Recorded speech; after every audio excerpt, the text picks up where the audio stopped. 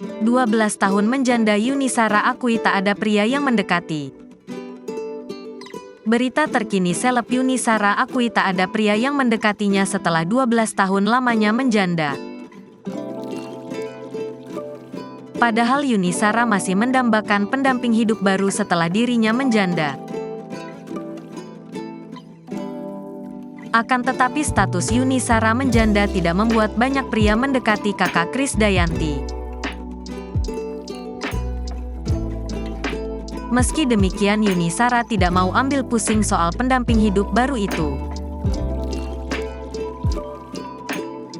Sebab Yuni Shara merasa lebih merdeka dengan hidup sendiri.